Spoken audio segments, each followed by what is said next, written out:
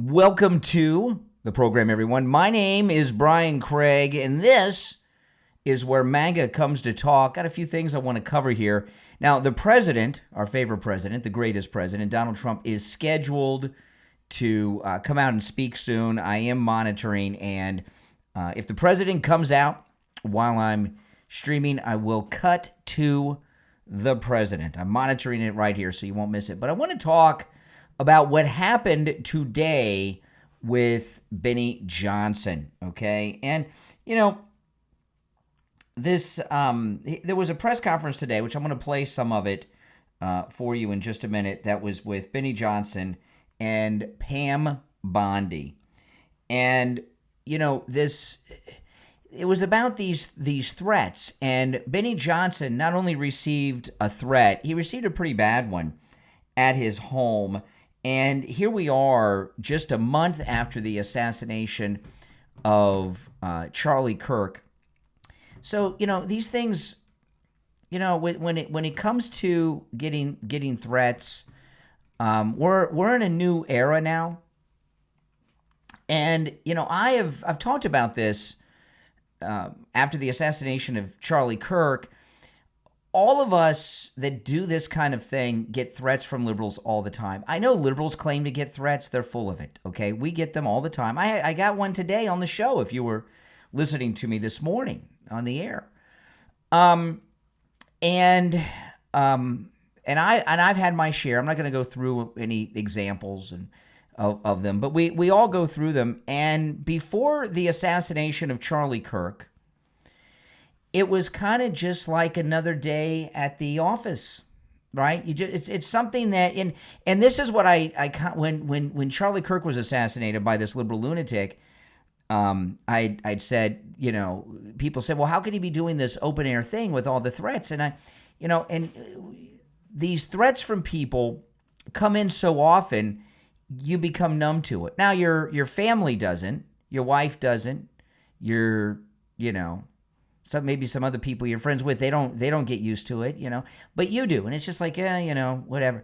And then they assassinated Charlie Kirk. So we're in a whole new era now. And all of us are on alert. All of us are changing things up a bit. And you guys have I'm sure, taken note, because I have mentioned it. I'm not doing live streams out and about like I used to. I have done them on occasion in the last month, but unexpectedly, unannounced, and out of the blue. I had some regular things where I did live streams on the weekends to kind of take it easy out and about, out of the studio, and I stopped doing that after the assassination of Charlie Kirk. So Benny Johnson got a pretty serious threat in the mail to his home, and it was a threat against his entire family. Well, he got a hold of Pam Bondi. Pam Bondi arrested the guy, and they had a press conference today, and both Benny Johnson and Pam Bondi spoke. Now, I'm going to play this, and we'll talk about it, but I am monitoring. The president's expected to come out. If the president comes out, I will stop what I'm doing and go right to the president, okay? But here's Pam Bondi. Good morning. Thank you all for being here, and thank you, Lieutenant Governor, for being here. Oh, hold on. I lost my internet connection to that somehow. Hold on. Well, we got to prove that we're live every once in a while, and things happen. What happened? Well, let me play Benny, and then we'll go back to Pam Bondi. This is Benny Johnson at the same press conference. 1 month ago today, same thing happened. Oh, isn't this beautiful? What is going on here? I was just playing this before the show, and it was not a problem. Hold on, let me pull it up again. Boy, oh boy. Yeah, I lost my connection on X, so I'll go back to it. But I am monitoring the president. Hold on, let me double check here and see what is going on, because I did want to play that and go through it. Yeah, everything is working, but my X, and why my X isn't working, I don't know, and that's where I have the audio. Hold on, it'll pull back up. All right, here we go. Okay. It's working now. By the way, welcome everyone. Thanks for joining. All for being here, and thank you. Okay, got it now. Okay, Here we go. Pam, we'll start with Pam. Good morning. Thank you all for being here, and thank you, Lieutenant Governor, for being here. We've been living through a horrific cycle of political violence in this country. We've seen attacks against police officers, federal agents, including the deadly shooting in the ICE facility in Dallas. Night after night, Antifa wreaks havoc on our streets of our cities.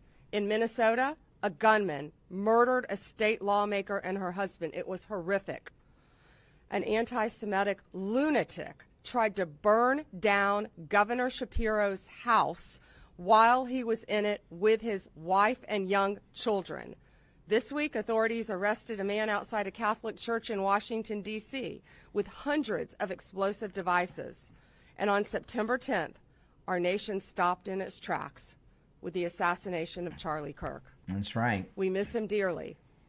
Unfortunately, I'm here today to talk about similar threats that were made against Benny Johnson and his wife, Kate.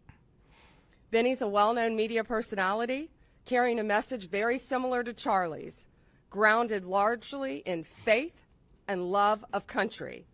Just days after Charlie's assassination, Benny received a letter at his home where he and Kate are raising their beautiful, beautiful young family. Wow. The author of this letter made it very clear that he hated Benny because of his views, and he wanted Benny dead. This was a coward hiding behind a keyboard. That's who right. thought he could get away with this. That's why we're standing up here today. You are not going to get away with threatening people in this way. And I'm proud to announce that we have arrested the author of this letter. George Isbell Jr. was taken into custody this morning, and we are charging him federally with mailing threatening communications. It is a crime, and if convicted, he is going to prison. This was incredible teamwork. Benny called me right away. Chief Burkall, thank you. You were on it right away. Matt Fodor and all the FBI agents. Thank you, U.S. Attorney Kehoe. All of the U.S. Postal Service, FBI, state and local law enforcement working together. This is what it's about. And we are going to catch you if you think you can do something like this. We don't care if you're across the country in California. We will find you. We will arrest you. We will extradite you, and we will bring you to justice. We cannot allow this political violence to continue any longer. This arrest will serve as a reminder to many. Do not do this. We will find you. Greg Kehoe is going to give some details of the incident. Okay, so, and then I'll play Benny. This is very unusual. And let me tell you what's unusual about this. It's not unusual that law enforcement are involved, okay? Because when we get threats, you report them. You go to the police, you go to the authorities. I've had things happen where there were federal involved. When things are in writing, I had an incident once where they had the postal inspector actually do fingerprinting because they sent something through the mail to me. So they had the postal inspector, federal agents actually were involved in an investigation. They were doing fingerprints analysis. They sent things off to the lab. I did one thing once where I was getting threats, and they had me listen to voices to identify the voice, to if I recognize the voice as one of the callers to the show, and all these things. And these things happen all the time. But what's very unusual, and law enforcement, they do not mess around, okay? Because, from my own experiences. But this is very unusual, what happened with Benny Johnson today and Pam Bondi. And what's unusual about it is they had this press conference and are so public about it. Usually, the rule of thumb from law enforcement is don't talk about it. They take care of what they're going to do. They do investigations. They track down people. They do all kinds of things. I was involved in an investigation once with one of the threats against me where a detective actually wore a wire and was interviewing people for me to listen in on to identify the person by their voice. You know, because some people disguise the voices and such. I mean, so these are hardcore, but they always tell you, don't talk about it on the air. Don't go public with it. And they do that for a couple of reasons. One, they don't want to mess up the investigation and get the person. But they also, the rule of thumb in the past has been, well, you don't want to give people ideas. Well, this was done very publicly today by Pam Bondi with Benny Johnson there, not by accident or as a publicity stunt. This was done the way it was done today to send a message to all these lunatics. And like the one that called me on the program this morning, that what you're doing is not just a crime. You're going to be arrested and you're going to go to prison.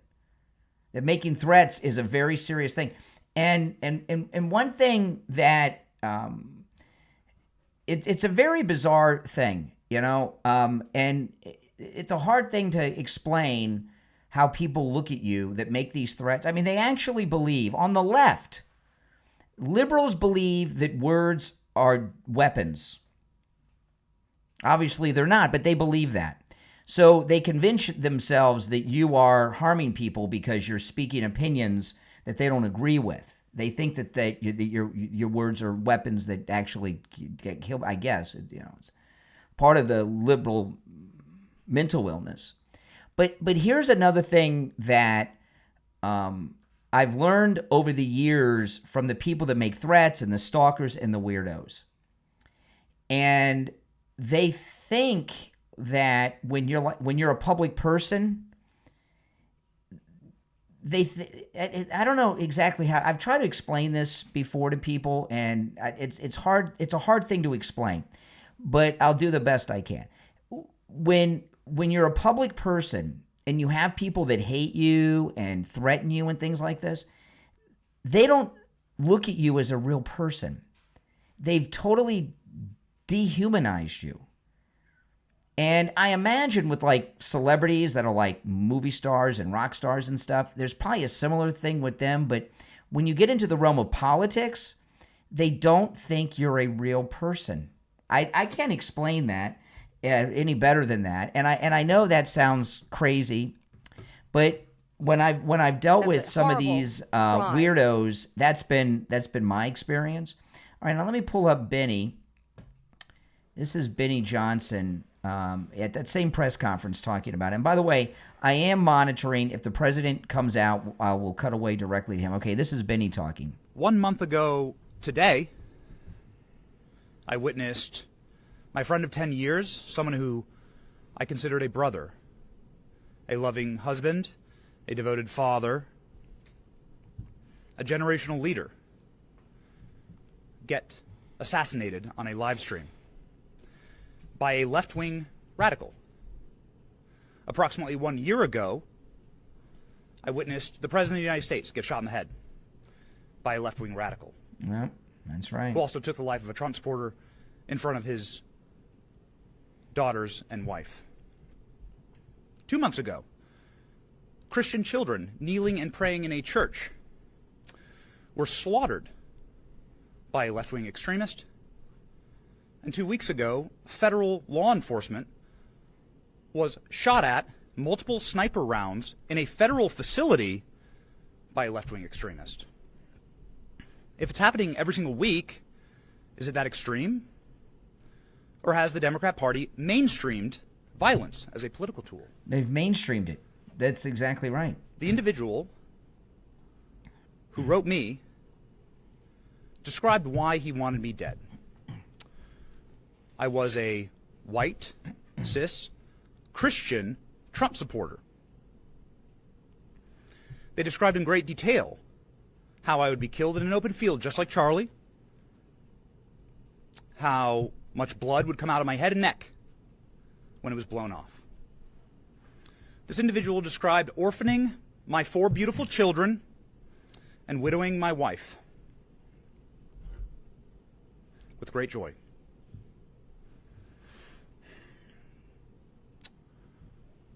you might want to say another left-wing radical, another extremist.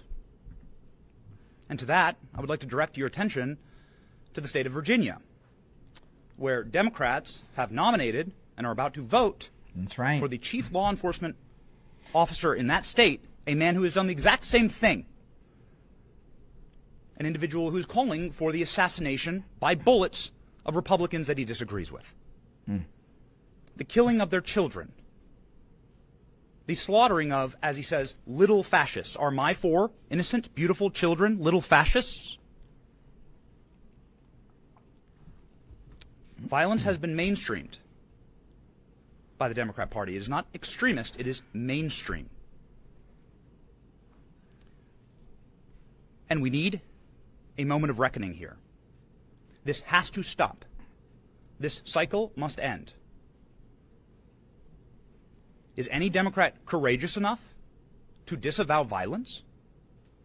To call for individuals that espouse these things, like what happened to my family, or what's happening in Virginia, to call for those kind of candidates to step down? Will Democrats vote for that? Because if you're voting for that, then implicitly you're encouraging it, you're endorsing it. I don't want political violence. I want peace in my nation. I love this country.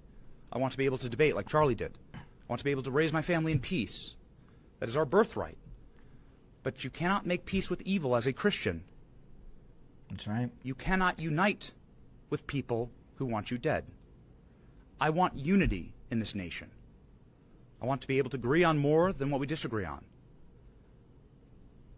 But for that first to happen, we must understand the battle. We are fighting good versus evil, darkness versus light. And good must conquer evil. Do not make peace with evil. To that end, and in conclusion, I would like to thank federal law enforcement, Pam Bondi, Kash Patel, Dan Bongino, the FBI, the DOJ, the Tampa Police Department, the detectives here, with absolute pinpoint accuracy, professionalism, courtesy, swift and tact. They were able to act instantly in order to make sure that my family was safe. Potentially to preserve the lives of my children. And they're doing that for families all around the country in many different ways. Every American should unite behind that cause. No matter who you are, you should say, this is a country where families should be able to raise their children safely, where people can have peaceful disagreements, where we can all live together under one American flag. I just want to profoundly thank the Trump administration and federal law enforcement and local law enforcement for saving my family. I will never forget it. It is the greatest goodness that has ever been done to me. And that is a thing that every American can get behind. The Trump administration making America safe again. God bless them. Okay, now, can't tell you how unusual this is. They never go public with this. Now, Benny Johnson made a great point about this idiot in Virginia that the Democrats are endorsing and won't disavow. It's the thing with the left, see, the Democrat Party, there's not much left of it anymore. They don't have very many Democrats left. Their constituents are few. And it seems that the only constituents they have left are these insane, violent people. And here we are, a month after the assassination of Charlie Kirk, and it's just more and more violence. Now, this was the guy that did the investigation that Pam Bondi threw it to, who's going to give us some details on what the threat was to Benny Johnson. By the way, I am monitoring. If the president comes out live while I'm streaming here, I will cut to the president, all right? By the way, if you're new, my name's Brian. This is where MAGA comes to talk. Welcome. And if you'd like to call in, if you're watching live, the number's pinned in the live stream. away, pulled in the FBI, pulled in FDLE. The Postal Service was able to track where this letter was sent from in San Diego in a miraculously quick period of time. FDLE turned around the fingerprints that were obtained from the particular letter to identify George Russell Isbell on this matter. And there was an arrest by the FBI who was coordinating this outside the San Diego area in conjunction with the local U.S. Attorney's Office, the FBI in San Diego, and last but not least, the San Diego Police Department.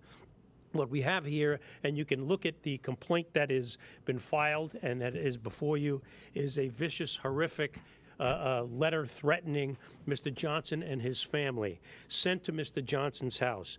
In the complaint that you'll see, and also it attaches Isbell's letter, he is calling for the extermination of Mr. Johnson. Crazy. That he should be strangled by an American flag, that he hoped somebody blows his head off, and then some vicious, vicious comments thereafter.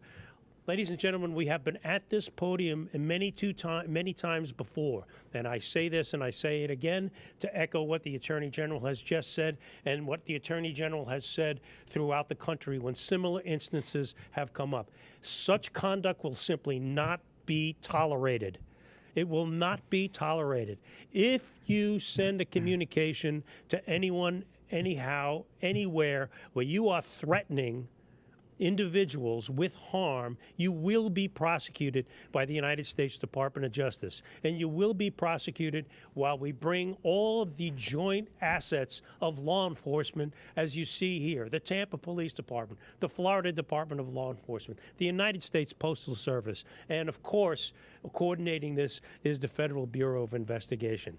So the word should go out, and it should be no mistake that if you decide at any point, at any time, to write such a thing and send it over the wires, or in this instance, put it in the mails, you will be prosecuted and you will be held accountable. If we can just take a couple of moments, I know Mr. Johnson wants to make a few comments, and I invite you to do so. Okay, now then we already played that. I am so glad that they did this. I really am, and what the Democrats have done in this country, you look what happened after Charlie Kirk's assassination.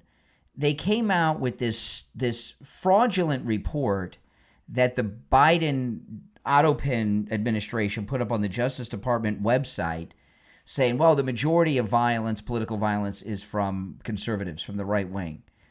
And Pam Bondi took that report down because it's a BS report. I went through the report last week, and you guys can look it up, okay? Look up the report and read it and verify it. It goes back into the 1990s, early 1990s, and they even include Tim McVeigh in there as a Republican. Tim McVeigh was no Republican. He was a Klansman. But even if those and the people they consider to be Republican are like neo-Nazis, white supremacists, those are not conservatives, but they're labeled that in the report. But even if they were conservatives, I mean, we're talking about over 30 years ago. They're going back 35 years at people that aren't conservatives. We're talking about now. There's obviously been a major rise in left-wing violence in this country, incredible violence. And when it happens, they've been excusing it away. Oh, well, yeah, but Republicans are doing more violence, which is nonsense, right? This guy that's running in Virginia who was threatening Republicans and all of this. And you don't have anyone in the Democrat Party in any senior position saying, hey, cut this out. Stop this. Not even when the president was shot during the campaign did they tone it down. So, we're in a new era now, and we're very lucky that we've got good people in office. And with all of our impatience, this press conference made me very happy today, as you can tell. And there's a lot of people that are very happy that this was done very high profile to send a message that this will not be tolerated, that you will go to jail. And you don't have to be worldwide famous to have somebody be put to prison for threatening you. They move quick. They don't mess around. but they did this publicly because there's such an increase in it. And for the life of me, it just blows my mind that you don't have anyone in the mainstream liberal media or in the Democrat Party that condemn this violence. I mean, there's been other incidents this week. Judge Jeanine was on Jesse Waters the other night. They arrested a guy that had a couple hundred bombs he was going to blow up, liberal guy. You know the examples. I don't have to go through all these things that have been going on lately. And then they say, oh, yeah, but what about this guy in Minnesota? They do this you're another fallacy, right? They say, well, yeah, but what about this thing that happened? Two wrongs don't make a right. And I'm not, the examples they give are bogus. But even if they were true, what does that mean? It's okay to do this? Now, Pam Bondi, there's been some good things going on with Pam Bondi, although there is a bit of a question going on. So we got two big indictments so far. Of course, we got Comey and Letitia James. Big Tish. We got them both. And MSNBC just a little while ago dropped this, the next indictment. Listen, this is Nicole Wallace. Bolton, former national security advisor turned sharp critic of Donald Trump, is expected to be the subject of a complaint or even an indictment as early as next week. MSNBC, citing two sources, is reporting exclusively that the acting U.S. attorney in Maryland is moving forward quickly to seek criminal charges against Bolton. They reportedly relate to claims that he improperly kept classified national security information. Now, I want to say something about this, okay? And I'll play the whole story. People that are saying, oh, this is partisan, this is, revenge.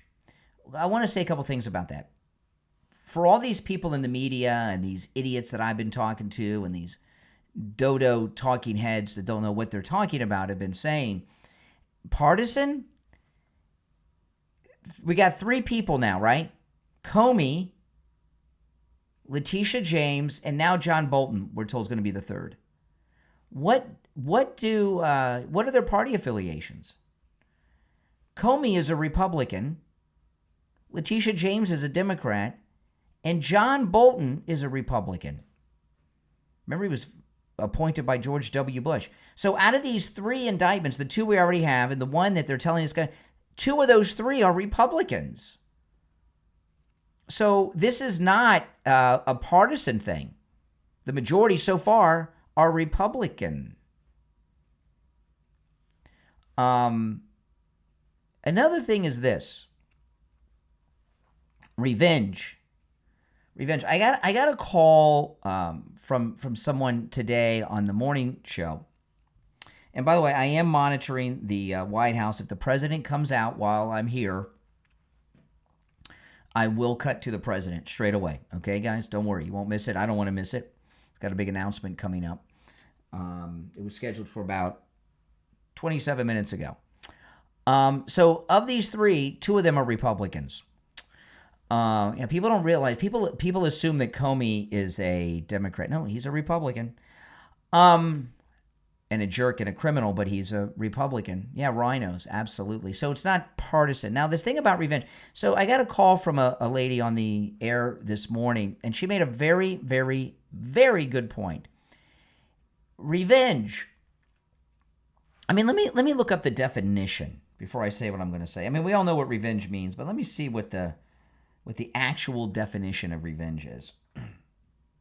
Hold on. It gave me the Revenge TV show. Let me put in revenge definition. I got to be more specific. Okay. Revenge is a noun, as a noun. The action of inflicting hurt or harm on someone for an injury or wrong suffered at their hands. Okay? Suffered at their hands. So what revenge, not that President Trump is enacting revenge. Okay, this is justice that's going on here, because these people that that are getting indicted under his administration are lawfare criminals. They're criminals doing all kinds of crime. But and the crimes that they've been indicted for, Letitia James and Comey, are not even crimes related to what they did to the president, and they did crimes committed. These are separate crimes they've done, lying to Congress and the mortgage fraud. You don't get revenge unless someone's done something to you, right? It doesn't fit the definition of revenge. So for them to say it's revenge is an acknowledgement that they did Trump wrong. And a caller this morning made that point, and I was sometimes I get so busy on the show in the morning that I don't slow down on some things that are said. But whoever that was that called in, I can't remember which caller it was. If you remember, you can let me know in the chat. But she made a very good point. Anyway, let's get back to Nicole Wallace here with Bolton. Bolton, former national security advisor turned sharp critic of Donald Trump, is expected to be the subject of a complaint or even an indictment as early as next week. MSNBC, citing two sources, is reporting exclusively that the acting U.S. attorney in Maryland is moving forward quickly to seek criminal charges against Bolton. They reportedly relate to claims that he improperly kept classified national security information in his Maryland home. His home was searched in August. Bolton's lawyer insists that his client, John Bolton, did nothing improper. It is the second instance of targeting a prominent Trump critic. Bolton, former national security So there you have advisor. it. So Bolton's going to be next. So 2 Republicans, 1 Democrat, and I'm fine with that. And if you look at Bolton, who's part, by the way, these are all people that are involved in the conspiracy against the president. We can agree on that. These, Letitia, Comey, and Bolton. But these are not crimes connected to that. These are other crimes. This guy's got some classified document scandal, Bolton. Letitia James has got the mortgage fraud. And Comey committed perjury. So these are all separate from the crimes that they committed against the president. Turned sharp critic. So, the reaction, I would expect the media to defend these lowlives and criminals. Okay, I mean that's just a given. I mean that's that's what we expect from them. But of course, we know the truth. If you're on hold, stand by. I'm not sure if I'm going to take calls, but I do want to pull up.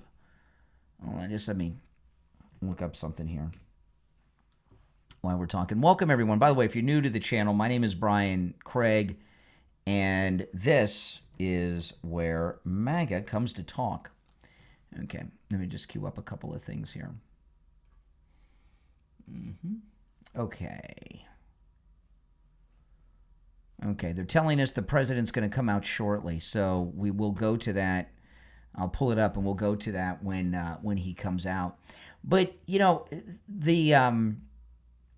mood of the country right now. See, the way I've described President Trump for many, there'll be other indictments. Don't worry, these aren't the last of the indictments. Be patient. The thing about this second term of Trump, it was one of those citizen reporters. Was it Sorter that said it, Nick?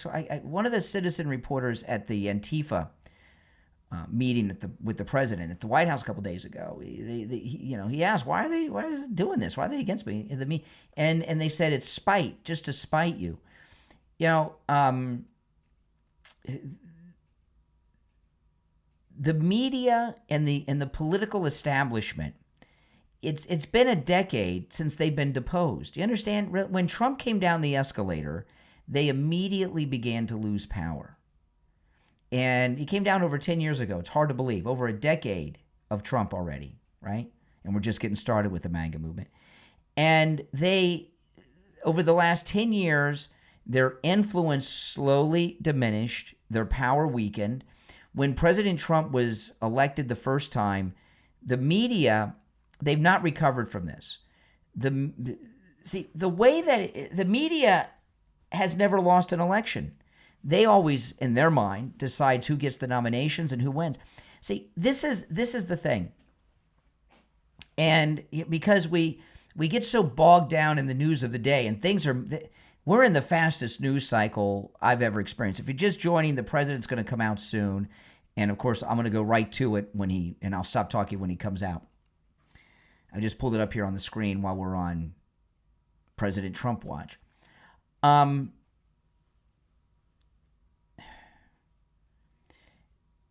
the way that it worked in this country with presidential candidates and presidents is we had an illusion of having a role in deciding who the nominees were and the presidents were.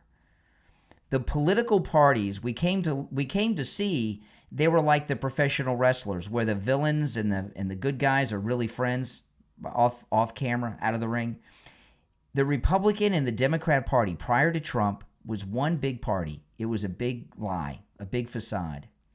And probably during this entire country's history, at least in most instances, the people didn't decide who the presidents were. They pushed candidates on us through the primary process, and that's it. Oh, here's the president. Okay, let's go. We have a lot of big announcements. They're sort of all big announcements, actually. It's wonderful to be in the Oval Office. I think you probably like it the best. You like it the best for press conferences? I sort of do. But today I'm excited to announce another historic achievement in our quest to lower drug prices for all Americans. Prices have come way down. We've gotten prices way down for groceries, for oil especially. Today we broke $60 a barrel. We think the oil is going to be under $2 a gallon very soon. That's about 70% lower than what it was just a year ago. So that's a big thing. And when the oil comes down, everything comes down. It's pretty beautiful to watch. AstraZeneca, the largest pharmaceutical manufacturer in the United Kingdom, is committing to offer Americans major discounts on their vast catalog of prescription drugs, one of the great companies, by the way, and a most favored nation's pricing clause. So most favored nation is you're going to pay whatever the lowest price anywhere in the world is, that's what you're going to be paying. And I had it going very well in my first term, but we were interrupted by a rigged election, so I was unable to carry it forward. We started it, but this was something one of the reasons I wanted to run again was we had to have favored nations where the world is not going to be paying just a tiny fraction of what we were paying. I want to thank CEO Pascal Soriot, a very highly respected, one of the most respected men in business and certainly in the industry, for joining us today, as well as Secretary Howard Lutnick, Secretary Robert F. Kennedy Jr., CMS Administrator Mehmet Oz, FDA Commissioner Marty McCary, and Virginia Governor, a man who's done an incredible job, and good luck with the upcoming election. I know you're working very hard. I watch you. You're right there. He's out there working. He wants to see that young woman win, and the Attorney General, who I endorsed, et cetera, et cetera. Glenn Youngkin. Thank you very much, Glenn. Thank you for being here. For many years, Americans have paid the highest prices anywhere in the world for prescription drugs, by far, many times the amount that other countries are paying is ridiculous. Upon taking office, I signed an executive order to make sure that Americans pay no more for prescription medications than the lowest price for the same drug in other locations in developing nations. Today, AstraZeneca is committing to offer all of their prescription medications to Medicaid at most favored nations prices. In other words, the lowest price anywhere in the world, that's what we get. A move that will save American taxpayers hundreds of millions of dollars each year. And I tell the story, Glenn, that in my first term, I had the honor of being the first president in 28 years to lower drug prices during the course of the year. And we actually did, and I was so proud of myself. We called a news conference. I announced it. It was 1/8 of 1%. 1/8 of 1%. Now drug prices are going to be going down 100%, 400%, 600%, 1,000% in some cases. But for 1/8 of a cent, Bobby, think of that. I was so proud because for 28 years nobody had done it, and now it's. I think back to that. I said I shouldn't have had that news conference, but it's true. I was the only one that did it, but it was not very much, and now we're going to get, in some cases, 1,000% reduction. This is going to have a huge impact on everything from Social Security to Medicare to Medicaid, anything where they're buying any prescription drugs. It's going to have an incredible impact. It's going to lower itself greatly. AstraZeneca will also list many of their most popular drugs online at TrumpRx.gov. TrumpRx. I don't know why they put the name Trump. I did not tell them to do it, but I'm honored to let them do it. That's true, actually. That heavily reduced most favored nations cost. Americans can expect discounts, and as I said, it could be in many cases way over 100%. And as an example, one particular drug that's hot, very hot, 654% on inhalers, COPD and asthma, as well as certain diabetics medications. They're going to be averaging about 654% reduction in price. You believe that one? It's amazing. The Democrats will say, well, he should have gotten more. It's crazy. In addition, all medications AstraZeneca introduces to the American market going forward will also be sold at these heavily discounted rates. Furthermore, AstraZeneca will invest $50 billion in the United States over the next 5 years for research and development of new drugs and to onshore manufacturing facilities across the country, like the new plant that broke ground yesterday in Charlottesville, Virginia, where the governor attended. They had a tremendous group of people attending. It's going to have 3,600 jobs just to begin with. And that's going to be a fantastic plant. I saw a picture. It's going to be the best, right? You can't get any better. This is a tremendous victory for Virginia and for American patients and for everything, for the country. It's an amazing company to have coming over to the United States in such a big way. That's going to be a big part of the company. Presidents have promised for years to lower the cost of health care, but my administration is actually the first to do it and do it substantially, do it at numbers that nobody thought, even I thought were not possible. When you think of it, if you got a 1%, 2%, 5%, that's good. You did a good job. We're talking about 100, 200, 300, 500, 700 in some cases, some big, big numbers. And the largest drug companies in the world are working with us to make this a reality. And so I look forward to being at your opening of that incredible facility. I hear something, and it's in a great location, Len, one of the beautiful locations. So I'd now like to ask Secretary Kennedy to say a few words, followed by Dr. Oz, Pascal, Governor Youngkin, and we'll take some questions afterwards. Would anybody like to have some questions? Yes? Oh, I'm shocked. Okay, we'll take them right after, okay? Bobby, please. Questions are the best part. I can't wait. These snakes and the fake news. I talked about this a little yesterday in the cabinet meeting, but it's worth repeating because it shows this historical achievement as really monumental. When I was in my confirmation process, virtually every Democratic senator showed me their preoccupation with making sure that we completed, that I was going to continue to get a commitment from me to continue the IRA drug price negotiations. That the IRA required the Democrats, while President Biden was in the first year of the IRA, to negotiate 10 drug prices down. And then I was supposed to, my first year, negotiate 15 and 15 every year thereafter, and that was their plan. The Democrats claimed that they had a 22% reduction, and that was a great success. When we actually looked at that, when I came into the agency, we realized we were actually paying more. Oh my goodness. For 8 of the 10 drugs. The 22% reduction was off of list price. And Medicare ended up paying more for 8 of the drugs, equal for the 9th, and about a 2% discount on the 10th drug.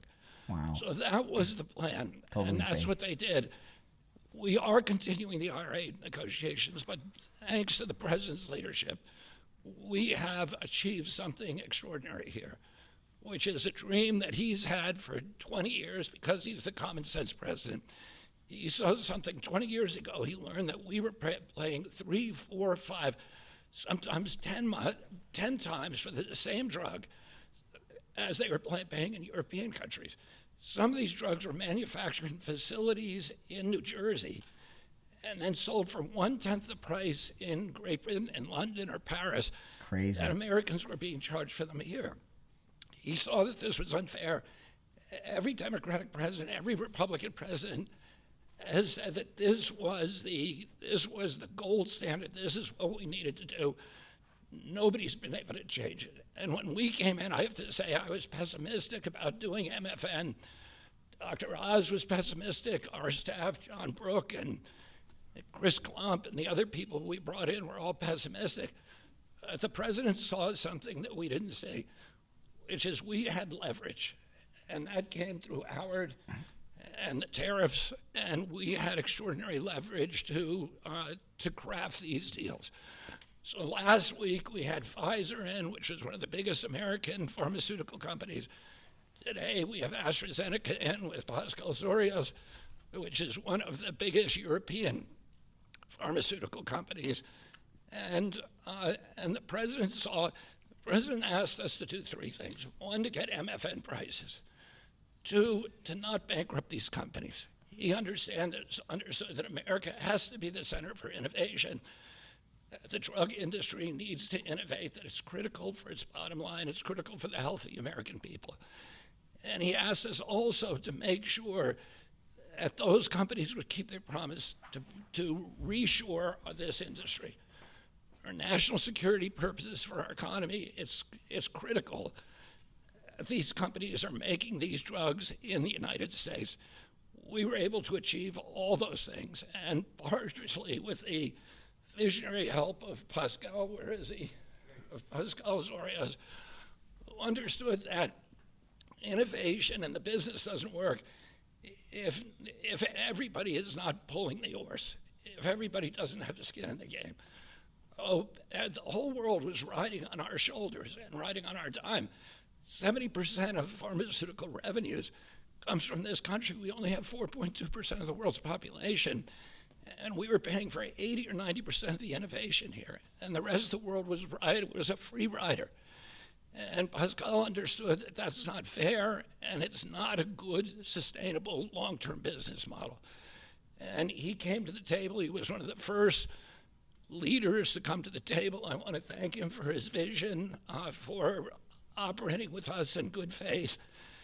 And this is an extraordinary deal. Not only that, but as the president just pointed out, he is also reshoring this industry here. He has 19 facilities already operating in this country. He has this other facility in Albemarle County that Dr. Oz went with Governor Youngkin and broke ground on yesterday. He has a second facility that is under construction in Kendall Square in Boston, another facility in Rockville, Maryland, and a fourth facility in Copper, Texas, right outside of Dallas-Fort Worth. And he's got plans for building many more in this country, thanks to the president's leadership, to the tariffs, and to the common sense the president has demonstrated in his own commitment to make drug prices lower for hardworking Americans. So I want to thank the president for your visionary leadership. I want to thank Dr. Oz for his part, and Marty McCary in negotiating this deal. Dr. Heidi Overton, Theo Merkel, Chris Klump, and John Brooks, who all played critical parts in the negotiation.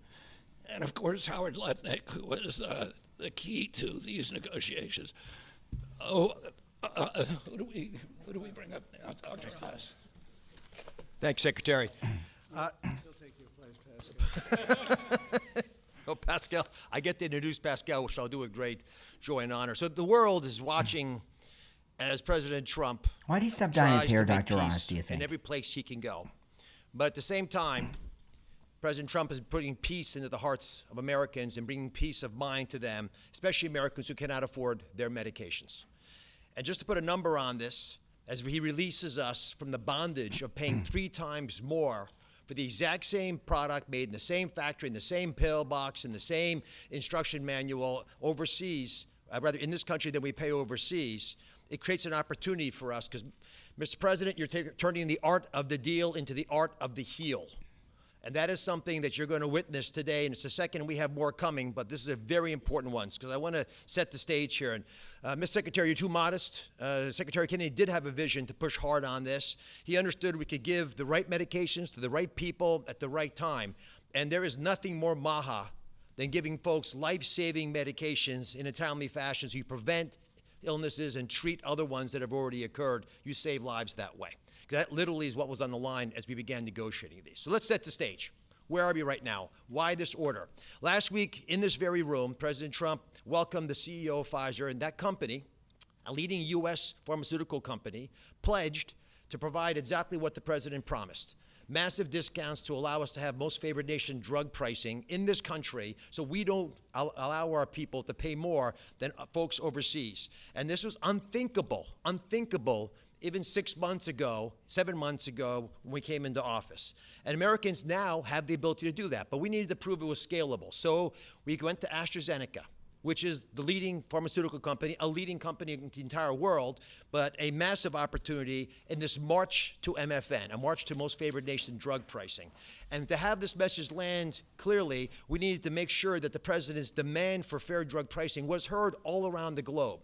And I actually think the single most powerful tool we had was the president, because people take him seriously. And some of the things that they were hearing overseas were alarming them enough that they began to realize the jig was up. So let's talk about the deal specifically. John Brooks, if you could be my Vanna White, please. John back there is Theo, Vince, Heidi were parts of the team. There are other members of the team I'll speak of in a second. So these are the 5 deal points. This is what Trump RX, by the way, which just launched, TrumpRx.gov, which was a unanimous name, by the way, Mr. President. He was not involved in picking the name, but it was not a difficult one to land on. We thought it had a catchy element to it. All primary care medications sold by AstraZeneca are going to be available on Trump RX, which means no more gaming, no more middlemen. Starting early next year, when you go to the website, you'll be able to see a marketplace. We're not selling the drugs. We're just making information available to everyone so you go to the right place to buy the right medication. Second, drugs for lung diseases are discounted massively, and that's over here on this line. The president highlighted 650%. They're significant discounts, and these are medications. We just picked the ones for lung disease and one for metabolic syndrome, diabetes, but there are others that are included. We have most favored nation pricing for everyone who is on Medicaid in this country. That's why Governor Youngkin is able to do backflips with his nimble 6'6" physique. Because for governors, this is a massive problem. If Medicaid prices continue going up, it crowds out other social services, which he'll speak to. We also have MFN for all new prescription drugs. Mr. President, by the time this term is done, 95% of all drugs sold in America, branded drugs and generic, will be available at a most favored nation drug pricing. Americans are going to benefit if the prices drop abroad. So Secretary Lutnick is going to make sure that if we get better prices for these companies from our partner countries overseas, the American people see those benefits, and there's going to be onshoring of manufacturing. And as has been mentioned, I stood with Governor Youngkin and Pascal Serio as we broke ground yesterday in Charlottesville, Virginia, a massive $4 billion facility. That's the hard hat, Mr. President. I know you like construction, so that was all I could bring back. But there was a lot of remarkable energy. And here's what that event really does. It sends a signal.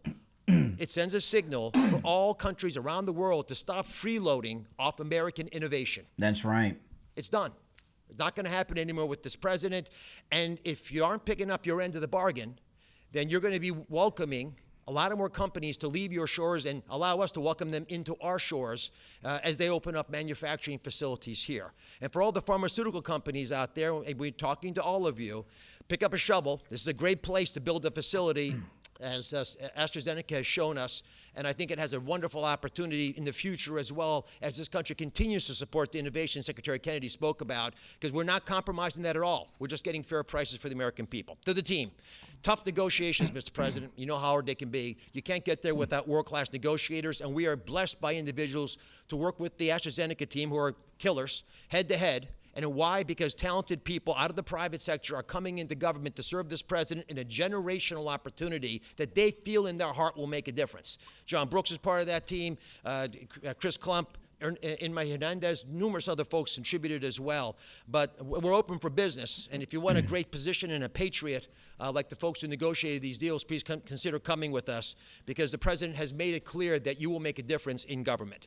Finally, I want to thank Pascal Serio Pascal's an interesting, almost enigmatic individual. He's a CEO of AstraZeneca. He is born in France, Australian citizen, knighted in Great Britain, running their largest pharmaceutical company. So you figure out the lineage. But one thing I know is a very, very smart man who came here early on, took the president seriously, and he recognized the inherent unfairness of the European model of global freeloading off our innovation. He appreciated the challenge, and he wanted to be part of the solution. So Pascal, take it away. How does Howard Lutnick negotiate hostages, drug prices? This guy's amazing. He's going to write a great book. It is really a pleasure to see you again, since I had a chance to meet you last time you visited the UK for your state visit. I know the King actually kept you late during the night, during your visit, late up at night. And I must thank you, actually, for returning the favor. I can tell you, you've kept me up at night, and my team as well. But it has been really worth it. It's been worth it because today I'm really excited to announce AstraZeneca's commitment to your vision for a healthy America. Great leadership is about having an ambitious vision that can energize people, and you appoint a very talented team that can deliver on this. Your vision is exactly that. It is about lowering the price of medicines for American patients while ensuring that America remains a global powerhouse of innovation in biopharmaceuticals. And that's not easy to do. We need to keep inventing the technologies and the products that will cure disease. But you actually gave us a key, equalization. That's an important word. Yeah. You've assembled a remarkable team, actually, that together with us found a way to deliver on your vision. I would like to thank you, Mr. President, for your collaborative and your trusting approach throughout the discussion that led to this agreement. In addition, I would like to thank Secretary Lutnick, like to thank Secretary Kennedy, Dr. Oz, and the CMS team, in particular John Brooks, who is here today, but also Chris Klump, for their very straightforward approach and their collaborative work that, together with my great team at AstraZeneca, enabled us to deliver this agreement today. It is an agreement that allows a number of wins. First of all, a great win for American patients. This agreement will deliver improved access to our medicines at a lower cost. We've addressed the 4 points that you raised in your letter, ensuring Americans do not pay more than patients in other wealthy countries. So it's a big win for patients and the healthcare system as a whole. But it's also a big win for the economy and for taxpayers, because it supports rebalancing the cost of innovation across wealthy nations. For too long, America has shouldered a disproportionate portion of the world's R&D cost for breakthrough medicines development. That imbalance is not sustainable. It had to change. And equalization levels the playing field, with wealthy nations contributing their fair share to the cost and the risk associated with biopharmaceuticals R&D. And I would say it's also a big win for state budgets because these Medicaid price reductions will have an immediate impact on Medicaid budgets and provide substantial relief to state budgets. Finally, your vision also secures America's strong position in life sciences and the onshoring of critical innovations and manufacturing. As a company, we will invest $50 billion in manufacturing and in R&D. We already have a large presence in the United States. We have 19 sites, and we employ 25,000 people around the country. They're all developing the new generation of medicines. But we'll continue to increase our presence in this country. We're expanding our manufacturing footprint in Texas. We're building our second large R&D center in Kendall Square in Boston. We are building a cell therapy manufacturing plant in Rockville, Maryland, and there's more to come. So a lot of investment over the next few years. I want to say that I appreciate very much Secretary Lutnick granting us a 3-year tariff exemption to localize the remainder of our products. Most of our products are locally manufactured, but we need to transfer the remaining part to this country. And also for your great support to convince also other wealthy countries to share the cost of pharmaceutical innovation. It is an important part of this agreement, rebalancing and the cost around the country, around the world. Yesterday showcased our commitment to the United States with this $4.5 billion investment in the beautiful Commonwealth of Virginia. to manufacture what we call API, active ingredients for our medicines, but also antibody-drug conjugates that are such a critical part of the future treatment of cancer care, what is called smart chemotherapy, targeted chemotherapy. I want to thank Dr. Oz for joining us for the groundbreaking ceremony near Charlottesville, together with Governor Youngkin. And I actually love your AstraZeneca hat. I know you wanted to bring a shovel, but didn't make it to this beautiful room. I have to say, it has been a great pleasure to work with Governor Youngkin and his team, in particular Secretary Segura, on this investment. Like you, President Trump, they are deal makers that move at the speed of business. And it's very important for us company to be able to work with people who understand That's right, who maximum we are leverage. and move very fast. Our new facility will be a great example of Virginia supporting domestic production of medicines for America, enhancing national security in pharmaceutical supply, but also creates thousands of highly skilled jobs. Governor Youngkin gave me a beautiful Virginia flag that we will proudly fly alongside the American flag in front of our new facility. So AstraZeneca's commitment to the United States is very strong, and this agreement ensures we'll make an even bigger difference for American patients. So, Mr. President, thank you again for welcoming me in this beautiful office and for making this moment possible. Thank you so much. Pascal. Thank you very much. This is amazing. Over to you, Glenn. When have you had a president do something like this for the American people? They're always helping the pharmaceutical Well, first of all, I companies. just want to thank everyone He's for a giant. celebrating They gotta move the this camera. landmark moment. This landmark moment is not just a moment to announce a new way to buy less expensive life-saving medicine, but it is a step function change in the way that Virginians and Americans can access medicines. And it is a step function change because historically there was an opaque pricing mechanism that had so many people standing between the manufacturers and the patients that no one knew really what it cost. Well, now we can go direct to consumers. And that's what Trump RX is all about, going direct to consumers, where a consumer can come and find that particular medication that they need and go direct to the company and get the best possible price. Second of all, the most favored nation clause is a groundbreaking moment. It's a groundbreaking moment because, as you've heard, that American customers have been paying 3, 4, 5 times what international customers have been paying. That is just not fair. And Mr. President, I want to thank you for simply recognizing that America must come first. And Americans deserve the best pricing, not the worst. It changes everything for a state. In Virginia, we have $1.5 billion a year of pharmaceutical expenditure under our Medicaid plan. $1.5 billion a year. We save 10%, 20%, 30%. All of a sudden, 150, 300 million, 450 million in savings can be realized by a state. Now, I firmly believe that's the people's money, and it should go back in tax relief. But think about the change that that enables for a state as they manage their health care expenditures. Finally, Mr. President, you have driven a reshoring of critical supply chains that no one thought could happen. The industries that everyone thought were lost are now coming home, and with pharmaceutical manufacturing and active pharmaceutical ingredients particularly coming back to America, it changes everything. It's an economic moment for us. Yes, $4.5 billion into the Virginia economy, and that will in fact translate into $3 or $4 of extra economic impact for every dollar that is spent, 3,600 great paying jobs. But it's even more than that.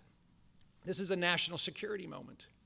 And what you've just heard is one of the leading pharmaceutical companies in the world is choosing America, and yes, Virginia, to invest nearly $5 billion to build the most critical manufacturing for the future of America's health. That's not just a single example. It's happening all over. And in fact, in Virginia, Mr. President, we've been blessed with nearly $10 billion of commitments to build new pharmaceutical manufacturing in the great Commonwealth of Virginia. And therefore, I believe this is a moment to celebrate investment, but more importantly, to celebrate breakthroughs for American citizens to get access to life-saving medicines at costs that they deserve, because they're all made here. Mr. President, you and your cabinet have been amazing. As a governor, I have found that the cooperation with every one of your cabinet members, and sir, yes, you, has been beyond compare that I could ever imagine. I want to thank you for helping us make Virginia great again, too. Thank you. Oh, there we go. Pretty awesome. He's a giant. So we have, at this moment, I think we just cracked $18 trillion in commitments and investments. Trillion in our with a country. T. As an example, the last administration was far less than $1 trillion for 4 years. We're at plus $18 trillion for 8 months. It's amazing. There's never been anything like it in history, in any country, anywhere in the world. So that's great. But maybe for purposes of this, more importantly, we're going to bring drug prices down at numbers that nobody ever thought possible, Glenn. I think nobody ever even thought it was possible. So we're going to be doing a lot of business, but we're going to be also numbers that when you're 2, 3, 4, 500% less. I just noticed one of them over here, 654% discount. 654. The laggard is 98%, right? 9 is that what? Wow, 96, 230%, but 654, and we have some that top that by a lot. So it's really going to be incredible, and that's going to be so good for Medicaid and Medicare and everything. Frankly, for your life, it's going to be so good. So nobody ever thought they were going to see. And don't let Democrats take the credit, because they'll try. They'll say, "Oh, we worked so hard on it." They didn't work hard. They did. They obstructed. They actually did the opposite. So that's really more important than even the tremendous investments being made in our country. But think of it, we cracked $18 trillion with a T, trillion dollars. And frankly, $1 trillion for 4 years wasn't that bad. He did less than $1 trillion, but we did that in a period of 8 months. So it's pretty record-shattering by many trillions of dollars. Any country, no matter what country you're talking about, nobody's done numbers like that. So thank you all for being here. Do you want to have a couple of questions? Here we go, fake please. news. One on this, if I could, one on China, if I may. First on this, could you have brought these pharmaceutical companies to the table without that 100% tariff which you imposed?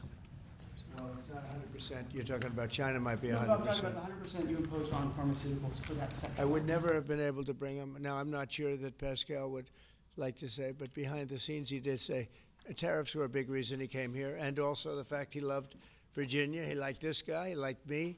I think the November 5th election was a very important date. We had a good election, and Trillions and that was trillions. That's important. right. But yeah, 18 trillion. he's here. A lot of. I can speak for almost everybody that's here. Most of them are here because of tariffs, because you have to understand he has no tariffs. If you build in this country, there are no tariffs. So. Let me ask you about China, if I could.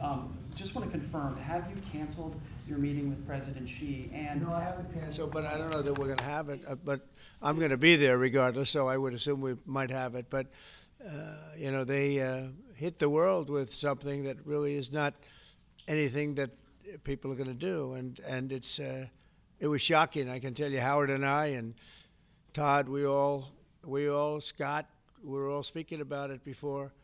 And we said, where did that come from? It was just, that was out of the blue, right? Out of the blue, they came up with this whole import-export concept, and nobody knew anything about it. So. if they roll back their export controls, the new announcement, would you roll back? Look, we're going to have to see what happens. That's why I made it November 1st. We'll see what happens, yeah. Mr. President, the last time, Mr. President, Go ahead, please. what else besides software could be on the table in terms of export controls? A lot more. I mean, you have software, but you have a lot more. We have airplanes. We have airplane parts. You remember that from last time. And we were just surprised at China. I have a very good relationship with President Xi, and they did that. This is not something that I, instigated. This was just a response to something that they did. And they didn't really aim it at us. They aimed it at the whole world. The whole world is subject to it. So I thought it was very, very bad. But we have many things, including a big thing is airplane. They have a lot of Boeing planes, and they need parts and lots of things like that, Steve. Israeli Prime Minister Benjamin Netanyahu to accept the Gaza deal, and what will be your message to the Knesset when you speak to them? Well, he wanted it. It's been a long time. He's been fighting a long time. He's been fighting hard. He wanted it. It's a great deal for Israel, but it's a great deal for everybody, for Arabs, for Muslims, for everybody, for the world. And as you know, on Monday the hostages come back. They're getting them now. I mean, they're getting them now. They're in some pretty rough places under earth. They're in some pretty rough places where only a few people know where they are, in some cases. So they're getting them, and they're also getting the bodies, approximately 28 bodies. And some of those bodies are being unearthed right now as we speak. I mean, they're working on it right now as we speak. It's a tragedy. It's a tragedy. No, he was very happy with it. And I can tell you that I saw Israel dancing in the streets, but they were dancing in Qatar and Saudi Arabia and UAE and many, many countries. I saw Egypt. They were dancing. I'll be going to Israel. I'll be speaking at the Knesset, I think, early on. And then I'm also going to Egypt. They were terrific. But all of the countries were great. Indonesia was great. Jordan was great. They were all great. Everybody wants this deal to happen. What happens in Gaza the day after the hostage release? Day after what? The day after the hostage release, what happens there then? Well, hopefully you're going to have great success for, I call it everlasting success. I think you will too. I think you're going to have tremendous success, and Gaza is going to be rebuilt. And you have some very wealthy countries, as you know, over there, and it would take a small fraction of their wealth to do that. But and I think they want to do it. And we're also setting up, as you know, a board of peace. It's called the Board of Peace. I don't know if that's the final name, but the word peace is definitely in there. They have asked me if I chair it. We'll make sure things go well. And how confident are you that the ceasefire will hold? I think it'll hold, yeah. I think it'll hold. They're all tired of the fighting. Don't forget, you had October 7th, which was a horrible day, 1,200 people killed. But Hamas has lost 58,000 people. Oh, my goodness. That's big retribution. That's big retribution. People understand that. So, no, I think they're all tired of fighting. And this really gives the whole Middle East, this is beyond Gaza. Gaza is very important, but this is beyond Gaza.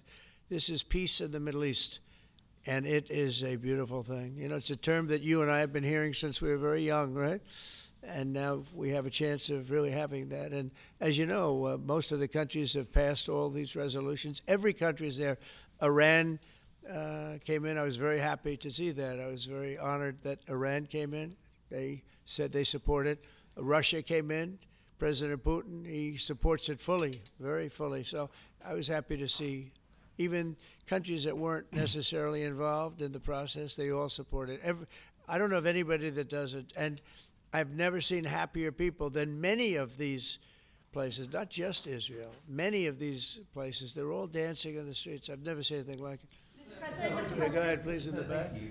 What guarantees did you give Hamas to persuade them that Israel won't restart the bombing campaign once the hostages have been exchanged? What did I do with respect to them? Well, you know, I spoke a little bit tough, and that's what would happen. I mean, you have to speak tough. That's a tough world. That's a tough, as they say, neighborhood. And they're tough people. They're very tough people, and they're smart people. They're good negotiators. They have a lot of things going. They put that to good use. They're going to be very, very successful. But they knew the retribution would be tremendous, unsustainable.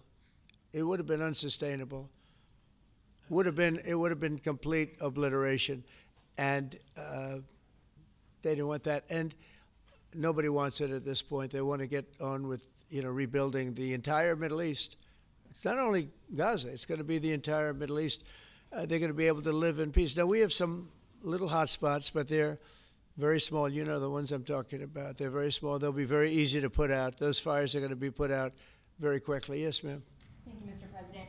Talking about the Middle East still, going to the phases that come after this first phase, is there a consensus on the additional points in your plan, or are the details still being fine-tuned? I think there is consensus on most of it, and some of the details, like anything else, will be worked out, because you'll find out that when you're sitting in a beautiful room in Egypt.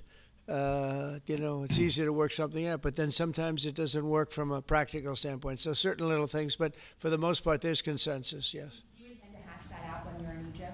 I might, yeah. I mean, I'll be there because I'll be going to, I'll go to Cairo. I think that's where we're going, as opposed to the place of the signing. And we have a lot of leaders from all over the world coming too. They've been invited. And then I'm coming back, I believe it's Tuesday night, for Charlie Kirk, a friend of mine, a friend of all of ours, a friend of a lot of the people right here.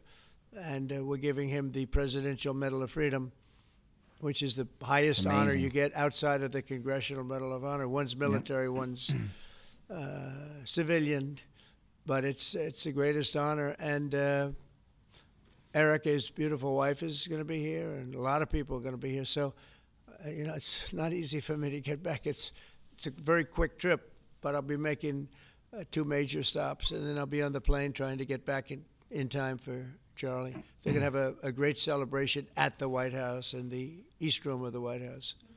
Mr. President? Russell Vogt said the reductions in force have begun related to this shutdown. How many layoffs have you authorized for this first round, and from which agencies? And it will be Democrat-oriented, because we figure, they started this thing, so they should be Democrat-oriented. It'll be a lot, and we'll announce the numbers over the next couple of days, but it'll be a lot of people, all because of the Democrats. I mean, they want to give $1.5 trillion to people that came into the country illegally. More important than that, because we all have a big heart. We want people to be taken care of, but we have 0 people coming in. You know that, Glenn, right? That's a pretty impressive number, even for a successful governor.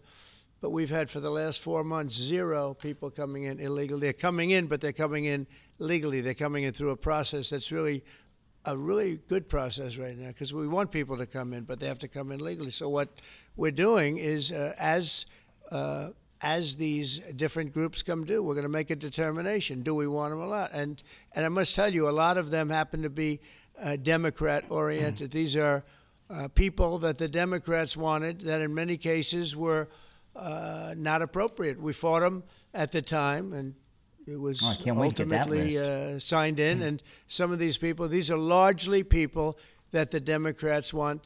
Many of them will be fired. Yes, please, behind. The Nobel Peace Prize was announced this morning. Your thoughts? Which one? The Nobel Peace Prize. Your thoughts? Look, including a very big one, and I'm not sure, when you say big, it's certainly, I think, to the mind of most, the most important deal ever made in terms of peace. But the one we just signed, it's been signed, sealed, and it's going to start taking place now. It's already started. Monday's going to be a very big day when the hostages come back. But I made 8 deals, transactions of wars. One was 31 years going on. 10 million people were killed. One was 34 years. One was 36, 37.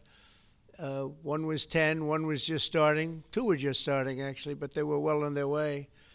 In the case of India and Pakistan, 7 planes were shot down. It was a bad one. And I did it largely through trade. I mean, that one, numerous of them. I talked tariffs. I said, look, if you're going to do that, we're going to put very big tariffs on your country. And they were both great. They stopped fighting, and there were 2 nuclear powers. So, they're all big. They're every one of them big. You take a look at the Congo. You take a look at the Congo and Rwanda. 10 million people killed over a long period of time. Got that one solved. We did a total of 8 as of this. 2 days ago, I would have said 7, which I did say, but the other one was signed up, sealed. As you know, Israel signed it just now. They signed it, and they approved it today, their parliament. And it's a great honor to be involved with so many. So the person who actually got the Nobel Prize called me, and said, I'm accepting this in honor of you because you really deserved it. That a very nice thing to do. I didn't say then give it to me, though. I think she might have. She was very nice. And I've been helping her along the way. They need a lot of help in Venezuela. It's a basic disaster. So, and you could also say it was given out for 24, and I was running for office in 24. All of the transactions that we did in terms of closing, but there are those that say we did so much that they should have done it, but I don't take. I'm happy because I saved millions of lives, Many millions of lives. And speaking of somebody that saves lives, don't ever play golf with him, because Keegan Bradley just walked in, one of the greatest golfers in the world, the captain of the Ryder Cup. And man, I'll tell you, you did a good job. You almost came back. I turned on. I said, I sort of turned off. It wasn't looking good. And then a little while later, I turned on. I said, you guys might make that would have been the miracle. What a great job. He's respected by those golfers like nobody. And I just want to compliment you, Keegan. That was a incredible job. Right here, we have a lot of unfriendly fake news media, and he's not used to that. He's used to getting only good publicity, I think, Howard. These are all golfers, but you're some golfer, I'll tell you that, and some leader. Thank you very much. Great job. Thank you, Keegan. Mr. President, on China. Yeah, please. On immigration, ICE are making arrests, targeted arrests at courthouses in New York City and around the country. Criminals, they're arresting criminals, that's right. That's exactly Go right. ahead. Criminals, they're arresting I'm criminals. happy about it. I want them to arrest criminals. And if you take a look at D.C., a year ago, D.C. was our great capital was a very unsafe place. You know that. Some of you were mugged, and talk openly about it. Some of the media was mugged. But right now, D.C. is one of the safest places in the whole country. The restaurants are booming. They're opening up new restaurants. The restaurants were all closing. Now you can't get into a restaurant. They're opening up new restaurants. It took 12 days for us. We sent in not politically correct military. We sent them in based on merit. We won the case in the Supreme Court.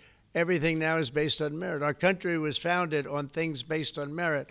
Like Keegan Bradley's not going to be playing golf if he wasn't a great player. If he shoots lower scores, there's no more merit system than that one, Keegan, right? If you miss a putt, they don't say, oh, that's okay, let's take it again, do they? No, it's based on merit. Everything's based on merit. And we're back to the merit system. And when they saw that military is all about merit. They're big, strong people that they're patriots too. And you take a look at D.C., and now we're in Memphis, and Memphis was really crime-ridden. It was terrible. A lot of people being killed. And they say in 12 days they can't even believe how much better it is. And it'll take probably a month over there. And we're heading to Chicago because we want to save Chicago. Do you know they had over 4,000 people killed in Chicago over a short 4,000 people. And I have to watch a slob of a governor stand up and say that, everything's okay, we've got it under control. Slob. They had 4,000 people murdered over a very short period of time. There's not a city in the world, I don't believe, that can claim, you hear so much about different, I won't, embarrass anybody, like by saying Mexico City or by saying anywhere in Afghanistan. There's no place like that. And then I have to listen to the mayor, who's got a 5% approval rate, maybe less. Jeez. He's an incompetent man. And the governor's an incompetent guy. He's a guy that was thrown out of his family business like a dog. And I know his family very well. And now he's a governor. And when I watch him trying to say that it's okay, we have crime under control. I lost 4,000 people over a very short period of time. I believe it's like 7,000 people were shot but didn't die. But 4,000 people died. And then he gets up and talks about how it's not a problem. Or Portland, Oregon. I mean, every time I look at that place, the place is burning down. There's fires all over the place.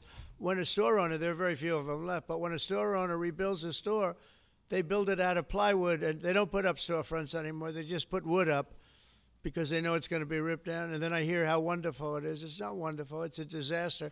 That's almost an insurrection, that place. So we put our people in there, and they do the job, and they've really done the job. And the beautiful thing is we've done it. 12 days we had this place safe, and now it's, I would say within a month it was beautiful, and it continues to be. That was 3 months ago. I'll tell you, D.C. now is one of the hottest places, just like this country. We were a dead country, and you've heard me say it 100 times. We were a dead country. King of Saudi Arabia said it. Others say. The Emir of Qatar said it. Many. UAE said it. The leader, great leader, UAE, all great leaders, they said effectively the same thing. 1 year ago, we had a dead country. Now we have the hottest country anywhere in the world. I just want to thank everybody, and I want to, in particular, thank AstraZeneca. What a great company you have. What a company you've built. You've been there a long time and done some job. It's an honor to have you. I assume you're going to build, so it's $4.5 billion for a plant. That's a pretty big plant, isn't it? I was going to say, could he make it a little bit more? Well, we have a couple of them where they're going to spend $65 billion on one plant. AI. All I know is AI is based on information. I hope they're right about information. I don't know. You got to make a lot of money there's got to be a lot of information out there, but that seems to be pretty hot. But we have a lot. We're leading the world on information on AI, as you know, by a lot. It's not even close. So we're doing a job. And I want to thank everybody, but in particular, Pascal, thank you very much. It's a great honor. Thank you. Thank you very much. Thank you, everybody. Have a good time. Thank you, press. Thank you, press. Thank you, press. Let's go. Thank you. Thanks, guys. Thank you. I love how they herd the press out. I love that. That's my favorite part. Press. Let's go. Let's like go. cats. Thank you, guys. All right, there we go. That was, those that are new to the program that just subscribed, welcome. My name's Brian, and this is where MAGA comes to talk. And normally when I'm here in the studio, I'm taking live calls, but we're not today, right now. But welcome to all the new subscribers, and I look forward to being able to talk to you on the phone when I take calls next time. I just want to say this before we go. Think about all the presidents of your lifetime. And a lot of you, like me, have been news junkies your whole life. So you've watched them all. Do you have any memories of any of the other presidents having meetings with leaders of industry who are doing things for the American people? Usually what a press conference like this, well, there's no press conference like this, but a president has a press conference with important people, and they talk about all this money that they're sending to some country somewhere. They're going to build this there, or they're going to send aid here. We have never had a president who does so much for the people of this country. And he just said, President Trump, a little bit ago, he has brought $18 trillion, that's with a T, of business into the United States. That's more money than the human mind can comprehend. And when I tell you guys, Trump deserves our loyalty, I'll never criticize or question him. Look at what he's doing. And look at this pace. He's flying off to Israel. He's going to go to Cairo, doing all this, and that's going to be a tough thing that's going on over there because it's the big peace deal with Israel and the Arabs. And then he's going to come back here for this event to award Charlie Kirk the Presidential Medal of Freedom. I mean, I'm tired just following him, watching him online here. How does he do it? It's amazing. And we're going to have other MAGA presidents, and they'll be great, but we're never going to have one like this. And I'll just say this: when I was growing up, there was a common thing that was said all the time. You don't hear this anymore, but they used to say this a lot. You can't run the government like a business. You can't have a businessman as president because you can't run the government like a business. Well, I'm going to call BS on that one because he's running this like a business. And, out of everyone in the Trump administration, Ludnick is going to be the one that writes the best freaking book. That guy, I wish I could hire him to be like my agent, right? I mean, my goodness. How does he negotiate all this stuff? He's negotiating peace deals to stop wars. He's negotiating with the pharmaceuticals at the same time. How does he do it? He's like the most amazing person in the Trump administration, next to the president himself, of course. But he's an amazing person. And I hope that he writes a very detailed tell-all book that's like 2,000 pages. You know what I mean? Like a real bug killer size book, Lutnick, because he is involved in everything, and he's doing so many big things at once. They always make a big deal about Henry Kissinger. What did that jerk do? Did he end the Vietnam War? No. He opened up China. Thanks a lot. They've been screwing us ever since. Thanks a lot. They always talk about Kissinger like he's some big guy. Lutnick is probably, out of everyone that's ever worked on the staff of any president, to my knowledge, has got to be the greatest. You guys agree with that? Well, listen, thanks for tuning in. My name is Brian Craig. This is where MAGA comes to talk. Thanks for watching. And to all the new subscribers, welcome. I'll talk to you next time. Take care.